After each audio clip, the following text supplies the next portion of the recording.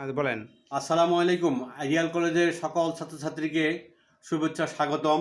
আজকে আমরা সমাজকর্মের দ্বিতীয় পত্রের সপ্তম অধ্যায় বেসরকারি সমাজ উন্নয়ন কার্যক্রম অধ্যায় আলোচনা করব। এই অধ্যায়ে ব্রাক, গ্রামীণ ব্যাংক, ইউসেফ, প্রবীণ, হিতৈষী এই কয়টি রয়েছে, 4টি অধ্যায় রয়েছে। আমরা এখানে প্রথমেই বেসরকারি সমাজ উন্নয়ন কার্যক্রম কি। বেসরকারি সমাজ উন্নয়ন হলো যে সরকারি আনুকূল্যের বাইরে অনগ্রসর জনগোষ্ঠীকে স্বাস্থ্য, সমাজসেবা সহ বিশেষায়িত সেবা প্রদান করাকেই বেসরকারি সমাজ উন্নয়ন কার্যক্রম বলে। কেন এটা কেন শুরু হয়? মানুষের সার্বিক কল্যাণের জন্য, যারা সরকারি সুবিধা পাচ্ছে না, সরকারি সুবিধার বাইরে তাদের উন্নয়নের জন্য মূলত বেসরকারি সমাজ উন্নয়ন কার্যক্রম করা হচ্ছে। কখন শুরু হয়?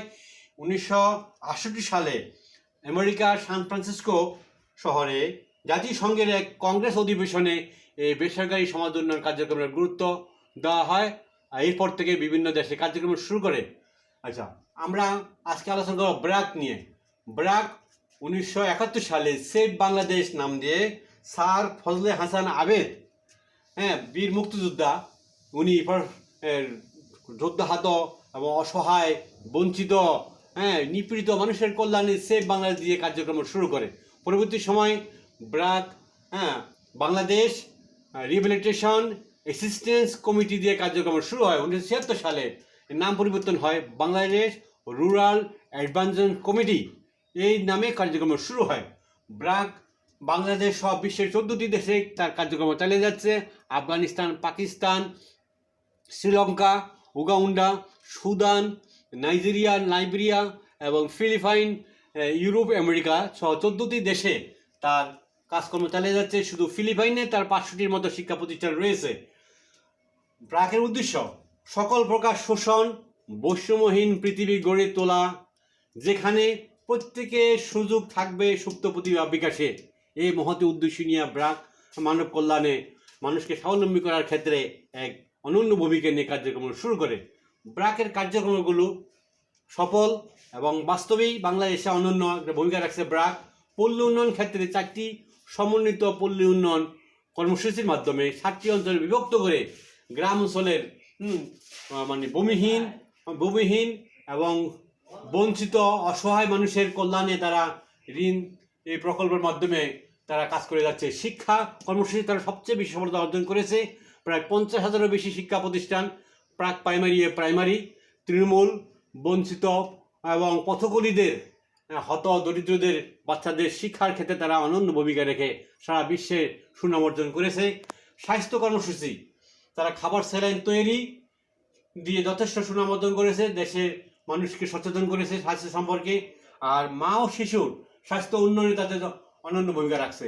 ঋণ দান কর্মসূচি হাজার হাজার মানুষকে ঋণ দান কর্মসূচি তাদের, যে গরিব মানুষের, যে গরিব থেকে বাঁচার যুদ্ধের হাতিয়ার হলো অর্থ বা ঋণ। এই ঋণ দান এবং ঋণ আদায়ে তারা অনন্য ভূমিকা রাখছে। তাদের ঋণ দানের ক্ষেত্রগুলো যেমন আরং অনন্য একটা উদাহরণ। মানবাধিকার, অসহায় মানুষের অধিকার আজ পদধূলিত, বঞ্চিত, নিপীড়িত, তাদের অধিকার আদায়ে ব্র্যাক অসহায় মানুষের পাশে দাঁড়াচ্ছে। শ্রমিক এবং নারী সহ বঞ্চিত মানুষের পাশে তারা দাঁড়াচ্ছে। আইনি সহায়তা করছে, তারা বিভিন্ন সময় নামমাত্র মূল্যে আইনি সহায়তা করছে।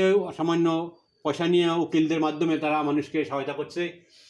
বাণিজ্যিক হস্তশিল্প, তাদের হস্তশিল্পগুলো ছাড়া তারা হস্তশিল্প, হিমাগার, গার্মেন্টস ফ্যাক্টরি, গৃহ নির্মাণ প্রতিষ্ঠান, দুগ্ধ খামার, এগুলো উৎপাদন ও বাজারজাত করে তারা যথেষ্ট সফলতা অর্জন করেছে, যথেষ্ট পুঁজি অর্জন করেছে। কর্মসংস্থান ও আয় বৃদ্ধি কর্মসূচি 6টি খাত রয়েছে তাদের।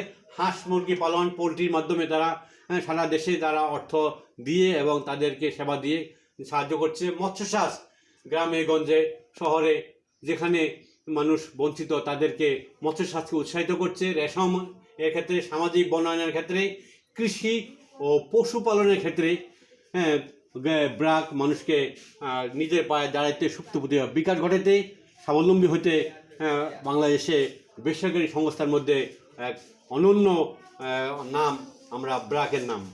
ব্র্যাকের কার্যক্রমের সমাজকর্ম পদ্ধতি অনুশীলন। সমাজকর্মের মৌলিক পদ্ধতিগুলো সবগুলি সরাসরিভাবে প্রয়োগ করা যায় এখানে।